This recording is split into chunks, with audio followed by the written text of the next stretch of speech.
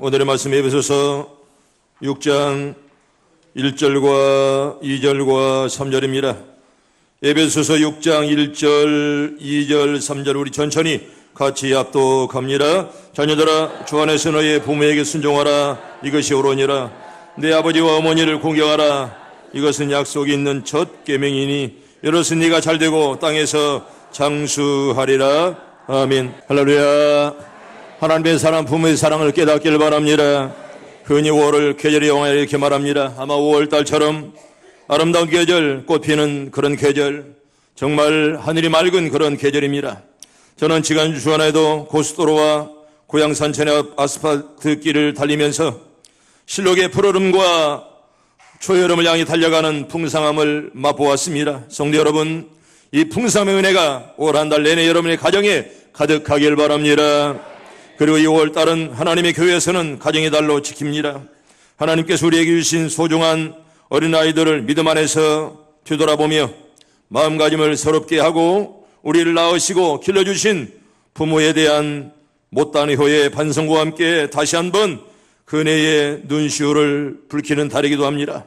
하나님께서 우리에게 주신 소중한 가정의 달에 먼저 부모님의 은혜를 깨달아 알고요, 또 바로 섬기는 것이 얼마나 복된 것인가에 함께 생각해 보려고 합니다.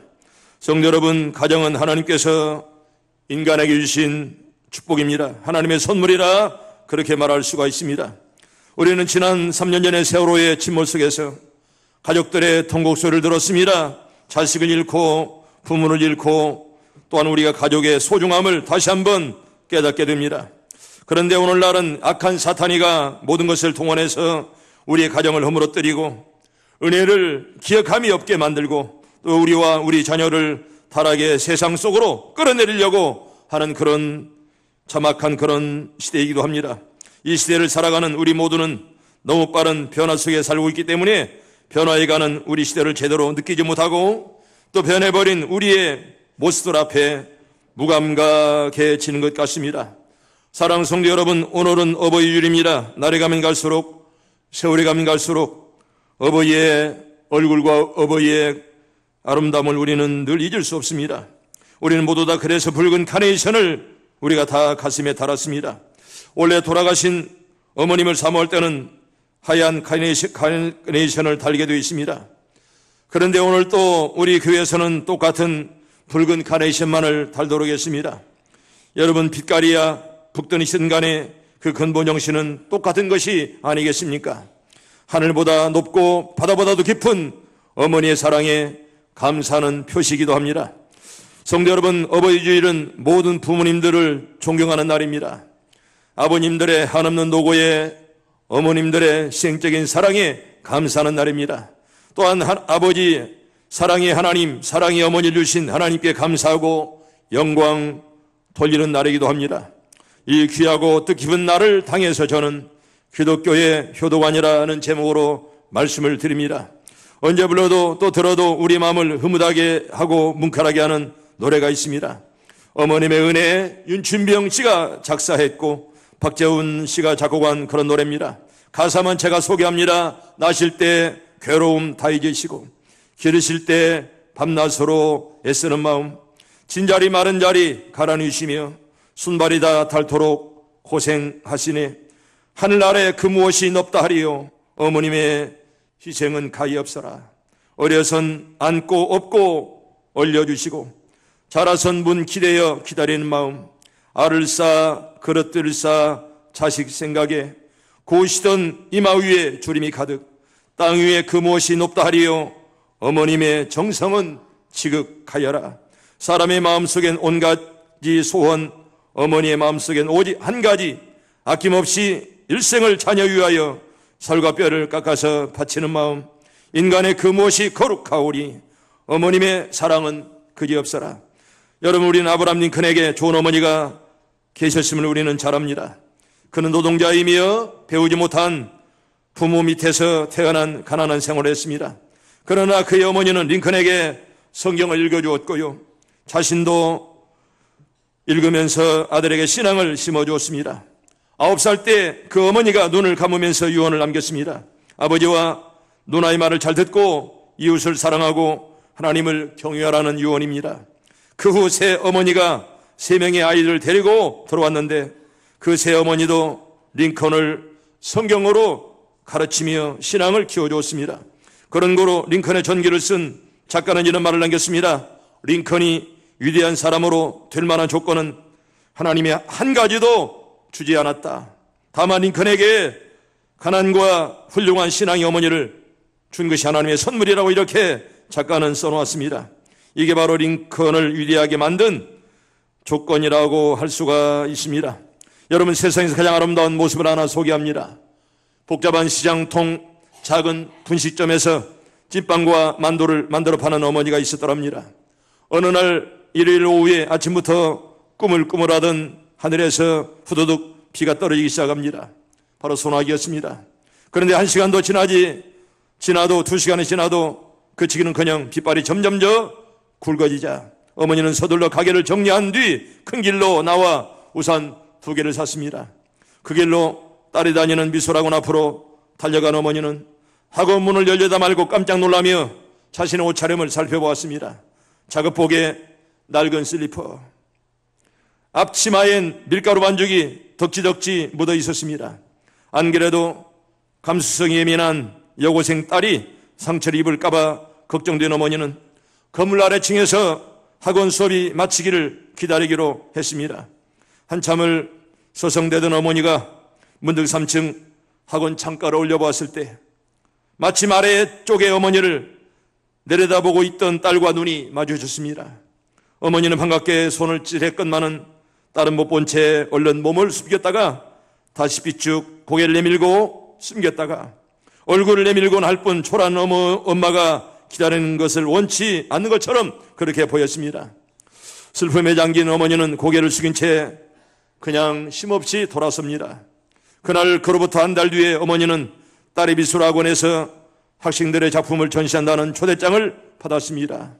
딸이 부끄러워할 것만 같아 한나절을 망설이던 어머니는 늦은 저녁에야 이웃집에 잠시 가게를 맡긴 뒤에 부랴부랴 딸의 학원으로 갔더랍니다.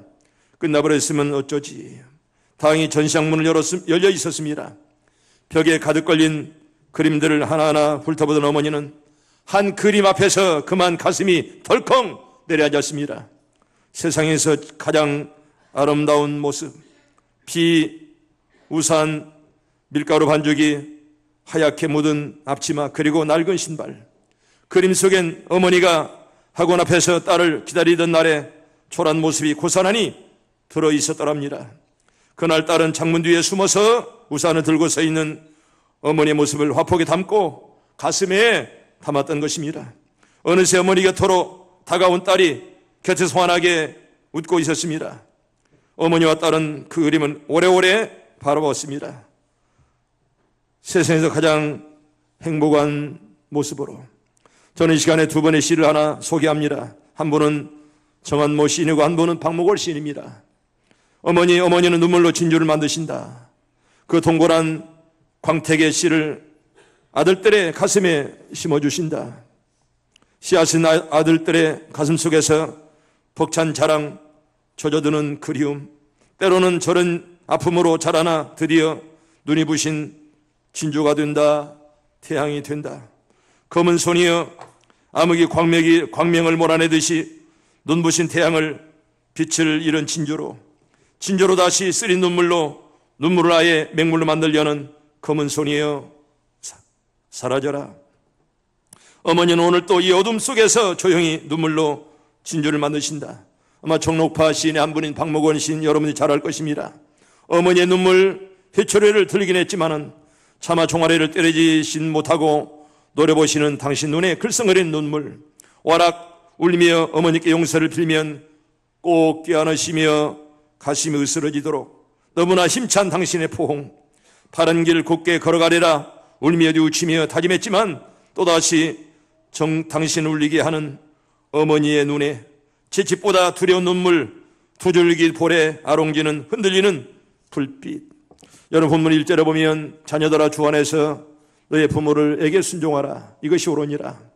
하나님께서는 우리들에게 10가지 계명을 주는 중에 하나님께 대한 것, 인간에 대한 것을 주었습니다. 여러분이 아는 대로 1계명, 4계명까지 하나님에 관한 거, 5계명부터 10계명까지는 인간에 관한 계명인데요. 인간에 대한 제일 처음 계명으로 내 부모를 공경하라, 이렇게 우리에게 약속을 했습니다. 명령을 했습니다. 이 계명은 애굽을 떠나 적과 그를 흐르는 가나안 땅, 약속의 땅, 축복의 땅으로 가야 할 백성들에게 주신 하나님의 법도입니다. 이는 하나님이 사랑하시는 백성들이 잘 되기를 원하는 마음으로 내 부모에게 공경하라, 이렇게 명령을 하신 것입니다. 또한 하나님은 자기 백성을 사랑하시기에 적어도 이스라엘 백성들만은 잘되는 복을 받기를 원하는 마음에 주신 그런 말씀입니다. 오늘은 어버이 주일입니다. 특별히 우리 모든 어머니를 생각해 보십시다. 악한 마음이 생기거든 어머니를 생각하고, 타락의 위기에 부딪히거든 어머니를 기억하라는 그런 말이 있습니다. 약한 자여 내 이름은 여자라는 그런 말은 섹스피어가 쓴 햄릿 1막 2장에 나오는 그런 말입니다. 그러나 어머니는 강하다, 이렇게 웅변합니다. 종교개혁을 일으켰던 마틴 루터의 말입니다. 돈은 강하다, 그런데 왕은 더 강하다. 그런데 어머니는 더 한층 강하다, 이렇게 그는 말했습니다.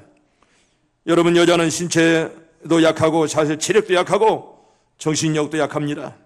그러나 감정이나 애정에 있어서는 남성보다 훨씬 더 풍부하고 섬세한 것입니다.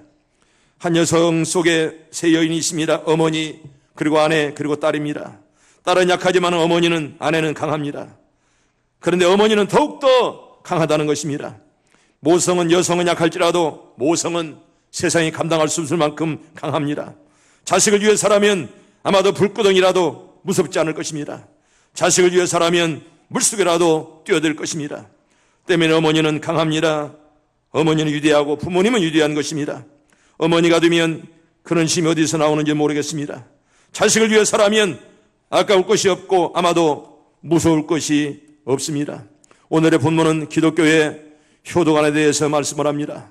이 효도관은 유교, 불교나 기타 다른 종교의 효도관이 아니라 바로 기독교의 효도관입니다. 저처럼 10계명 중에 제5계명은 약속 있는 첫 계명입니다. 10계명 중 제1계명에서 4계명까지는 우리가 다 알고 있는 것처럼 하나님에 관한 그런 계명입니다. 그리고 제5계명에서 제10계명까지는 사람에 관한 그런 계명이 아니겠습니까? 그런데 내 부모를 공경하라, 부모를 공경하라, 이 말씀은요, 제5계명은 사람에 관한 계명들 가운데서 첫 번째 나오는 계명이기에 첫 계명이 이렇게 말하고요, 또 사람에 관한 계명들 가운데 효도에 관한 계명을 제일 중요하게 보신 것입니다. 동시에 효도하라, 이 말씀은 제5계명을 바울은 약속 있는 첫 계명이라 이렇게 우리에게 말씀을 합니다. 제1계명부터 제4계명까지는 하라, 하지 말라, 이렇게 말합니다. 우상을 섬기지 마라, 그리고 우상을 만들지 마라, 안식일을 범하지 말라, 이런 명령들 뿐입니다. 그 계명대로 하면 어떠한 복을 주겠다는 약속은 사실 없습니다. 그런데 제5계명에서는 효도하면 복 줄 것을 우리 약속합니다. 그렇기 때문에 5계명은 약속 있는 첫 계명, 이렇게 말하지요. 내 부모를 공경하라, 그리하면 너희 하나님 여호와가 내게 준 땅에서 내 생명이 길리라. 아멘. 다 길길 바랍니다. 장수하길 바랍니다. 여러분 잘 되기를 바랍니다. 내 부모를 공경하라, 그리하면, 이렇게 약속 있는 첫 계명, 우리에게 이렇게 네가 공경하면 너에게 복을 주겠다는 하나님의 약속이기에 우리는 5계명을 약속 있는 첫 계명이라 이렇게 말씀하는 것입니다.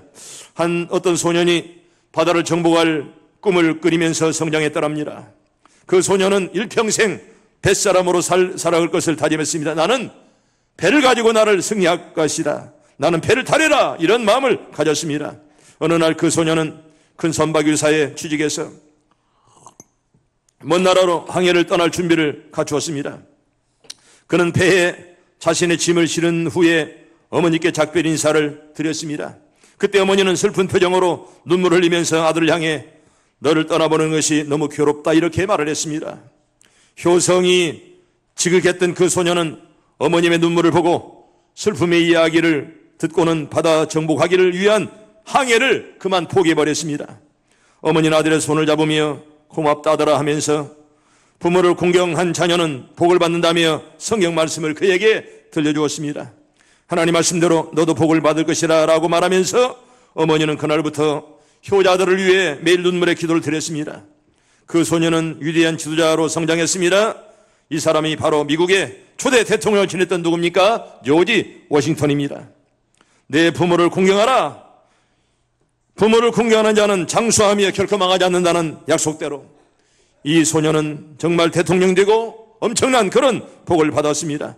우리 출애굽기 20장 12절에 보면 내 부모를 공경하라. 그리하면 너희 하나님 나 여호와가 내게 준 땅에서 내 생명이 길리라. 아멘. 따라합니다. 내 부모를 공경하라. 그리하면 너희 하나님 나 여호와가 내게 준 땅에서 내 생명이 길리라. 이런 목들 다 받길 바랍니다. 두 번째로 효도하는 자세, 어떤 자세가 필요할까요? 자세에 대해서 말씀을 드립니다. 여러분, 성경은 효도하는 자세 두 가지를 꼭 말씀합니다. 그 하나는 순종입니다. 1절에 보면 자녀들아 주 안에서 너희 부모에게 순종하라 이렇게 말합니다. 또한 더 나은 아비에게 청종하며 이렇게 계속 말씀을 합니다. 그러나 주 안에서 순종해야 됩니다. 아무리 부모의 말씀이라도 주님 말씀에 어긋나는 명령은 순종할 수 없습니다. 우상을 섬겨라, 조상에게 제사를 해라, 이런 말들은 성경에 어긋나는 명령이기 때문에 이런 명령에는 순종할 수가 없습니다. 여러분, 순종하라 이 말은요, 순순하게 따라가라 그런 말입니다. 거스르지 말고 따라가라 이런 말입니다. 복종하라 그런 말입니다. 신앙을 가져야 우리가 부모에게 우리가 순종할 수가 있습니다. 여러분, 우리는 주 안에서 부모를 순종해야 됩니다. 주님 안에서 우리가 부모를 사랑하고 또 다른 하나는 내 아버지나 어머니를 공경하라 이렇게 말씀을 합니다. 여러분, 여기 공경이란 말은 공손하게 섬겨라 그런 말입니다. 삼가고 존경해라, 리스펙트. 정말 부모에게 섬기고 또 부모를 조심하고 존경해라 이렇게 우리에게 말씀을 합니다. 비록 부모님의 명령이 주님의 뜻에 어긋났다고 할지라도 순종을 못하는 경우가 있죠. 그러나 여전히 공경을 해라 이런 말입니다. 부모의 말씀이 주님의 뜻과 어긋날 때가 있어도 물론 그때는 우리가 순종을 못할지라도 그래도 부모에게 공경하며 반항하지 말라 이렇게 우리에게 말씀하는 것입니다. 잠언 23장 22절에 보면 내 늙은 어미를 경여기지 말라 그럽니다. 늙었다고 해서 함부로 소홀히 취급하지 말라 이런 말씀이고요. 결국 부모에게 공경하라 이렇게 성경은 우리에게 늘 가르칩니다. 히브리서 12장 9절에 보면 우리 육체의 아버지가 우리 애를 징계하여도 공경하였거든이라고 말합니다. 다른 때는요, 물론이거니와 부모님들께서 우리를 징계할 때라도 회초리를 댈 때라도 우리는 부모님을 공경해야 됩니다. 반항하거나 부모에게 대응해서는 안 된다는 것입니다. 이 두 가지가 효도의 자세라 그런 말입니다. 순종과 공경. 따라합니다. 순종하며 공경합시다. 여러분, 이 순종과 공경은 우리에게 주어진 하나님의 명령이요 또 말씀의 핵심입니다. 세 번째는 효도 뒤에 주어지는 두 가지 축복을 말씀드립니다. 그 하나는 하나님마다 잘 됩니다. 3절에 보면 이로써 내가 잘 되고 그래서 따라합니다. 이로써 내가 잘 되고. 여러분 다 잘 되길 바랍니다. 복 받길 바랍니다. 여러분, 효도해야 잘 된다는 것입니다. 성경 볼까요? 신명기 15장 우리 16절 봅니다. 시작. 너는 내 하나님 여호와께서 명령한 대로 내 부모를 공경하라. 그리하면 내 하나님 여호와가 내게 준 땅에서 내 생명이 길고 복을 누리리라. 아멘. 그리하면 너희 하나님 여호와께서 내게 준 땅에서 네가 생명이 길고 복을 누린다. 여러분, 효도하는 자에게 이런 하나님의 복을 준다고 이렇게 말합니다. 성도 여러분, 이 세상에 사는 사람치고 자기 일이 잘 되기를 원치 않는 사람이 누구 있겠습니까? 누구나 다 잘 되기를 바랍니다. 여러분 다 잘 되기를 축복합니다. 여러분, 그런데요, 방법이 있습니다. 부모님께 순종하고 공경해야 됩니다. 부모에게 효도하지 아니하고 공경하지 않는 사람은 절대로 일이 잘 될 수 없습니다. 또 하나의 복은 여러분 장수의 그런 축복입니다. 우리 에베소서 6장 3절 봅니다. 시작. 이로써 네가 잘되고 땅에서 장수하리라. 아멘. 따라합니다. 땅에서 장수하리라. 오래 살고 싶은 여러분 다 이제 부모에게 효도하기를 바랍니다. 네가 장수하리라 이렇게 말씀을 합니다. 장수한다. 얼마나 좋습니까? 여러분, 그런데 이 두 가지는 서로 밀접한 관계가 있습니다. 여러분, 잘 되는 것과 장수, 어떤 것이 더 좋을까요? 장수가 좋아요? 잘 되는 것이 좋아요? 어디가 더 좋아요? 여러분, 둘 다 좋은데 여러분 잘 들어보세요. 잘 되는 것, 장수하는 것. 아무리 잘 되어도 장수하지 못한다면 그 잘 되면 소용없고요. 아무리 장수하여도 잘 되지 못한 채 장수하면 오히려 고생이다 그런 말입니다. 때문에 여러분, 잘되고 장수하길 바랍니다. 하나님 앞에 믿음으로 사는 자, 부모에게 효도하는 자는 여러분 이렇게 우리가 잘되고 또한 장수한다 이렇게 말씀을 합니다. 사랑하는 시온성 가족 여러분, 나는 여러분들이 이 땅에 사는 동안 장수하면서 잘되길 바랍니다.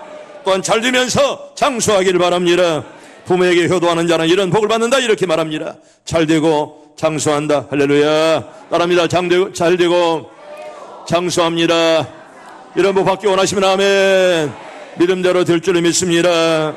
성도님이 이렇게 부모에게 효도하면 잘될 뿐 아니라 잘된 상태로 장수까지 한다 이렇게 우리에게 말씀했으니 이것이야말로 참된 복이 아니겠습니까? 이런 축복이 여러분들이 사는 동안 계속 이어지길 바랍니다. 네 번째는 불의함으로 받는 세 가지 화를 말합니다. 여러분, 밝음이 있으면 어둠이 있습니다. 여러분, 땅이 있으면 하늘이 있는 것처럼 복이 있으면 또 화가 있다는 것입니다. 여러분, 우리에게 복받을 복을 말씀의 끝만은 또 우리가 효도할 때 받는 축복만 말씀하지 아니하고요, 성경은 불효할 때 받는 화도 동시에 말씀합니다. 저는요, 우리가 불효하면 죽임을 당합니다. 출애굽기 21장 15절에 보면 자기 어머니 아버지를 치는 자는 반드시 죽일지니라. 여러분, 율법에 보면 아버지나 어머니를 치는 자는 반드시 죽이라. 출애굽기 21장 11절에 보면 자기 아버지나 어머니를 저주하는 자는 반드시 죽이라 이렇게 말합니다. 구약시대는 돌로 쳐 죽였습니다. 아버지에게 어머니의 까닭없이 반항하는 자, 대항하는 자는 이렇게 죽이라 이렇게 말합니다. 우리 신명기 21장 18절부터 21절 우리 천천히 봅니다. 시작. 사람에게 원악하고 패간 아들이 있어 그의 아버지의 말이나 그 어머니의 말을 순종하지 아니하고 부모가 징계하여도 순종하지 아니하거든 그의 부모가 그를 끌고 성문에 이르러 그 성읍 장로들에게로 나아가서 그 성읍 장로들에게 말하기를 우리의 이 자식은 원악하고 패가여 우리 말을 듣지 아니하고 방탕하며 술에 잠긴 자라 하면 그 성읍의 모든 사람들이 그를 돌로 쳐 죽일지니 이같이 내가 너희 중에서 악을 제하라. 그리하면 온 이스라엘이 듣고 두려워하리라. 아멘.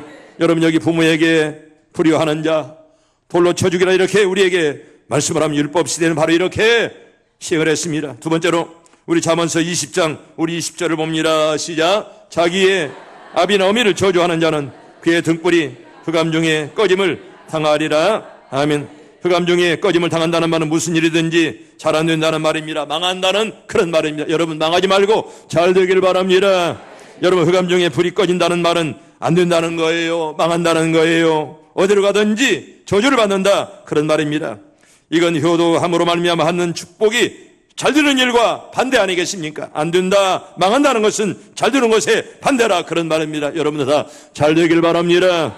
그리고 세 번째는요, 잠언서 30장 11절에 보면 객사하게 된다. 부모에게 불효하는 자 봅니다. 천천히 시작. 아비를 조롱하며 어미 순종하기를 싫어하는 자의 눈은 골짜기에 까마귀에 쪼이고 독수리 새끼에게 먹이리라. 아멘. 죽을 때도 제대로 죽지 못하고 밖에 나가 거기에서 객사한다. 바로 불효자의 종말입니다. 이 얼마나 끔찍한 그런 말씀입니까? 이것이 부모에게 불효한 자가 받는 화라 그런 말입니다. 이제 마지막으로 말하지 않는 샘물에는 글을 하나 소개합니다. 여러분, 노벨 문학상을 받은 까미라는 분이 있습니다. 알프레도 까미, 저분이 까미입니다. 알프레도 까미는 태어난 지 한 달 만에 아버지를 잃었습니다. 어머니는 전혀 교육을 받지 못한 사람이었습니다. 그 어머니는 생계를 위해 평생 동안 가정부로 일했습니다. 식모로 일했습니다. 또한 청각 장애로 말미암아 아들과의 대화도 거의 불가능합니다. 귀가 안 들리니 아들과의 대화를 할 수가 없습니다. 그럼에도 불구하고 까미의 인생에 가장 큰 영향을 끼친 분이 바로 어머니라는 것입니다.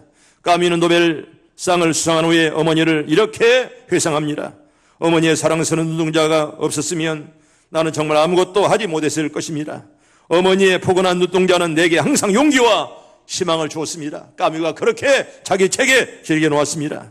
사랑하는 성도 여러분, 어머니는 인생의 교통순경입니다. 하나님은 자녀들을 보살피기 위해 당신의 마음을 가장 닮은 존재인 어머니를 창조했습니다.